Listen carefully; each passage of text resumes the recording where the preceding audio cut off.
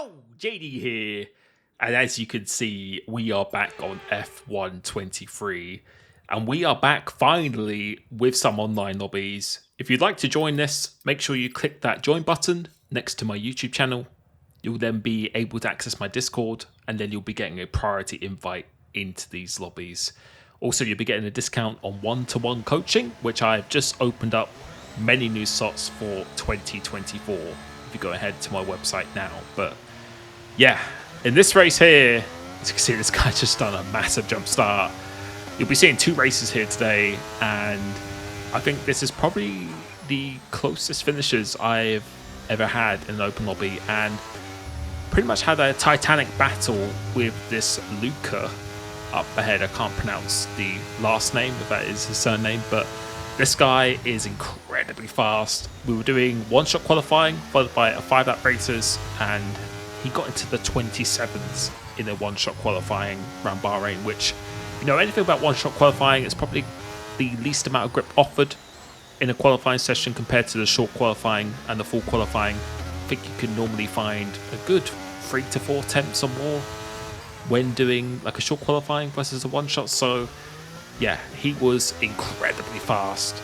Turns out he was running a lot more downforce than me. This is a very low downforce setup. I see for some reason decides to let me go here, but yeah, one of the fastest drivers on PlayStation. And make sure you watch the full 5 laps of each of these races, because yeah, we had to play it very, very tactically in order to get the result we wanted in these races. So yeah, the setup I'm running here is the one I ran in my league race at Bahrain.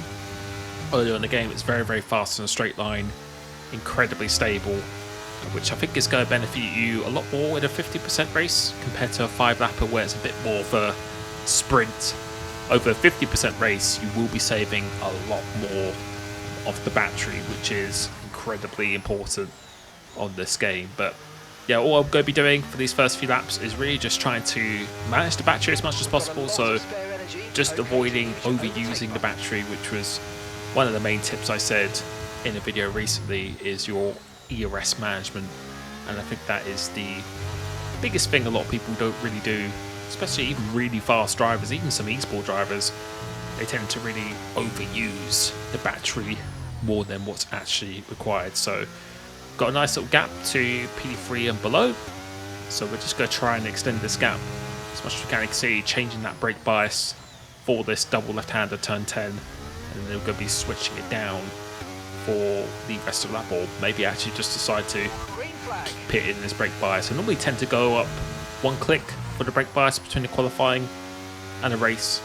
I'm going to be doing a lot more tutorial videos over the next week, so really go into detail about the racing line, the traction, and ABS. So just giving my thoughts on those assists and how you should really look to be turning off those assists, and what are the pros and cons for each one. So let me know if that's something you're looking forward to, and just let me know when you want me to do more content. I will be league racing again in 2024. It's probably a very common question I've been asked. I've been dealing with quite a lot of personal things this year.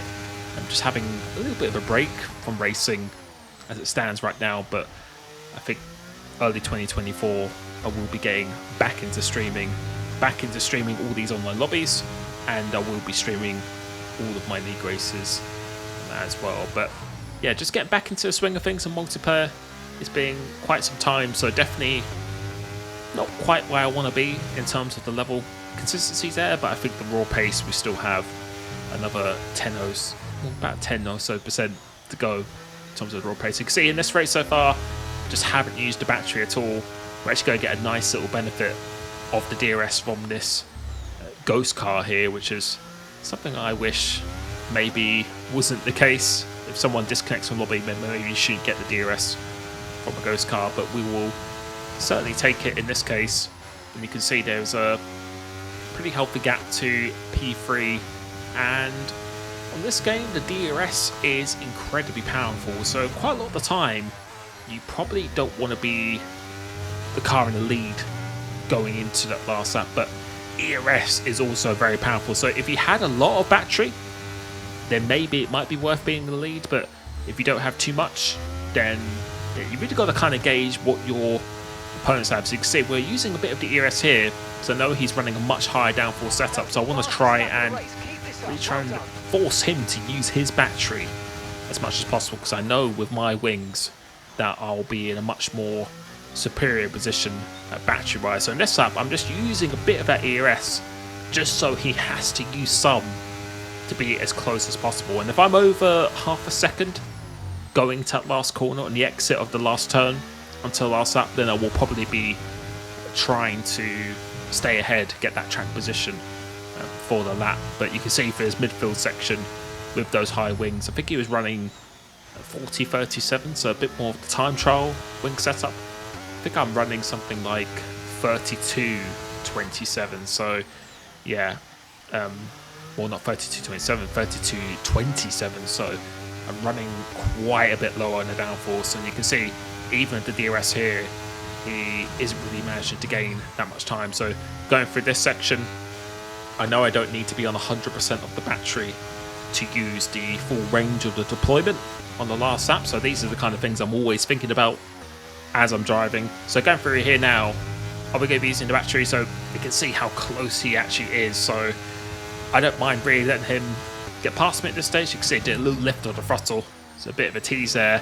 And the exit here, we're going to be using the battery because I don't want him to have an easy overtake. I want him to be kind of compromised going to his turn 1. So you can see really trying to squeeze him here. So make sure he doesn't get back to that racing line. So you can see he has to go a little bit defensive, which is going to compromise him in turn 1. We actually get a bit of a poor exit. Imagine just hit the rear of him. But with this DRS here now and the straight line speed, you can just see how much faster we are on the straight lines. A little bit of a dummy here, going quite deep into the end of this sector 1, but leaving some room in the exit.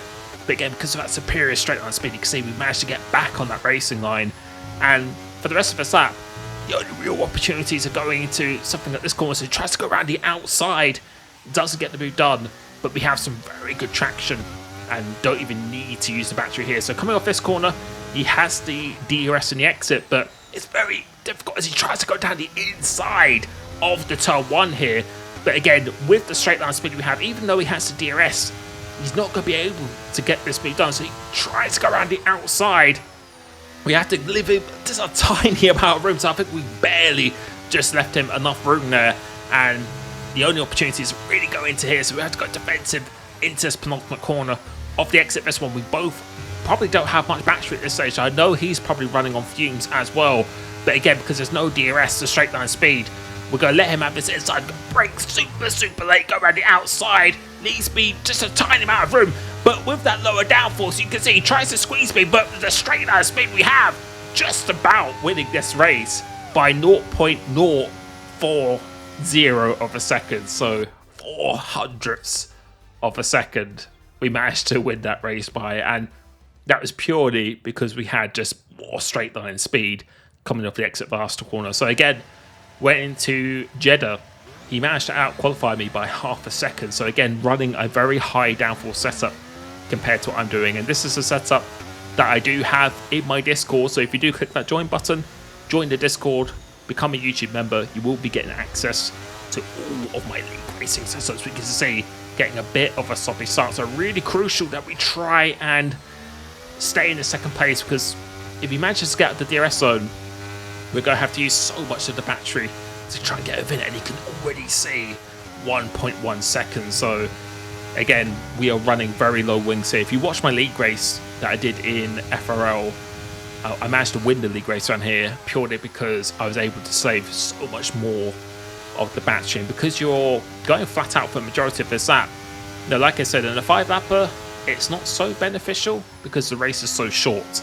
But over, a 26-lap race where you can't be burning your ERS all the time, that's where a lower downforce setup does start to prevail. So you can see again, the gap is 1.3 seconds. We've got to make sure we are within that detection point. So using all of this battery now, a little bit of kiss on the wall, just hindered our momentum. But really got to make sure DRS is activated after lap 3. So we've got 3 laps to stay within the detection point. You can see we've actually managed to gain 3 tenths just going for that last corner. So it's really this first sector, this is where he's going to pull away with the high downforce. So again, just trying to use enough battery, but not too much, where you're going to be putting yourself in a very vulnerable position in the last lap. We still need to save enough to get this overtake done, because we'll probably be both within DRS of each other. So got to be playing a little bit of cat and mouse, but he makes a bit of a mistake here. So that really helps my cause. Now I don't even need to use the battery at all to stay with DRS. You can see making another mistake, so a little bit sloppy from Luca here. We've got no threat from behind, already managed to pull 2 seconds behind, and yeah, this is a sweet spot. So all we're going to do now is, again, like with Bahrain, just save that ERS as much as possible. And this is something you need to be thinking about if you're league racing, or even if you're doing career mode. Obviously, I think with the AI, a little bit different, because they are a bit unrealistic with the ERS. I'm pretty sure the AI can use way more ERS than what you physically can, and you can't really predict when they're going to use it either. But when you're league racing, you really need to be thinking about your opponent and try and be in the mind of your opponent, as cheesy as that sounds. Try and anticipate when he's going to be using the battery. So you can see Luke again, he was using a bit of the battery here, so I think he feels he can probably break my DRS. If he can get about half a second ahead of me to start the lap, he can probably pull another half a second in that first sector and then stay out of the detection point. But for me, I know even if I'm out of that 1 second range going through the first sector, sectors 2 and 3 is going to be much more superior. You can see even without the DRS how much faster we are in a straight line. So we're not even going to be using the battery here, only if we absolutely need to, but we are just going to be saving that all for the last lap and really planning our attack. So right here now, I'm just thinking about when should I overtake. Should I try and lead into this last lap, or should I really just kind of take my time? But it all really depends on the distance we are to Luca. And you can see here again, he's really trying to extend this gap. So we're probably going to be using a bit of the ERS here. So you can see using a little bit here, because the detection point is actually after this corner. So as we come through to here, I don't think we are going to get within the detection. So the answer is no, we didn't get within the detection.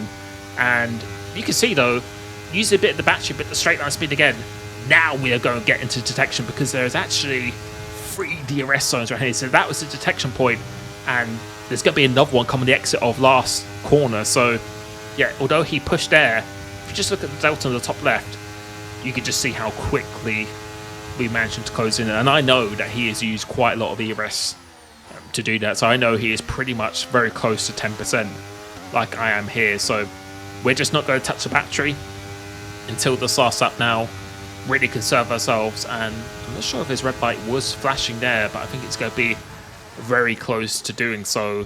So we just want to conserve as much as we possibly can, try and be as close as we can going for this first sector. We don't want to be too far behind, because then that will allow him to save the ERS for the next lap. And now around Jeddah, probably don't want to be leading most of the time, because you can then have 2 DRS zones, and those 2 DRS zones in the last 2 sectors are absolutely extremely powerful. And you can see the gap is quite close to 1 second again. So let's say if we use the battery on the exit of this corner, I think we decide actually not to, because I anticipate that he's probably not going to be trying to waste the battery. So you can see coming off the exit here, we're like almost 9 tenths behind, but let's see how far we are behind going into the last corner. So this is the second detection point, and you'll be able to see we're going to be cruising up to him very quickly, just taking our time through this corner and going through into this one. Yeah, we're pretty much going to be right on the rear of this car going through into this last corner. So I think, yeah, there's actually 3 detection, or actually 4 if I think I'm not mistaken, because there's another detection point off the exit of this last corner. So we're going to be very close here. And now we need to decide, do we want to be in front, or do we want to be behind? And you can see I've actually turned off my DRS. Let's see what happens here. So we're actually lifting, and he decides to actually let me go, playing a little bit of chicken here. So I want to be actually behind him going to this last lap. But you know what? We decided, because we've got another 3 DRS zones, I don't mind really being ahead here, because it's probably that second to last DRS, so going into that last corner, that's where you want the overtake to be happening. Because I was hoping I'd probably have enough battery coming off that last corner to then defend my position, and with the straight line speed that I actually hold in this car. So Yeah, we're being a little bit tactical here. No threat from the third place. He's still about 2 and a bit seconds behind. So we're not going to be using any battery until we get into this last corner. So coming through into left right, trying to get a good exit. But I didn't mind if he actually overtook me coming through this section here. So yeah, this is the point where I don't mind him overtaking me, because I know on the exit of this, I'm going to have another DRS zone.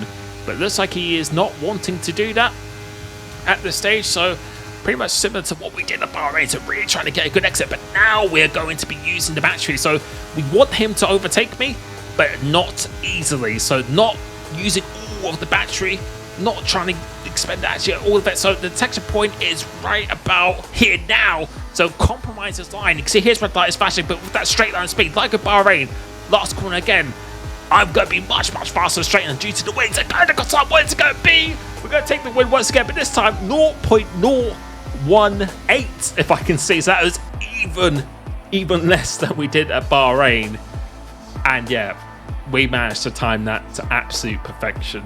GG to Luca. That was some amazing racing, some of the most fun I've had, and I've been having a lot of fun with these open lobbies recently. So again, if you'd like me to join me in these lobbies, click that join button, become a YouTube member, then join my Discord. Make sure your YouTube is connected to your Discord to get all the perks and features.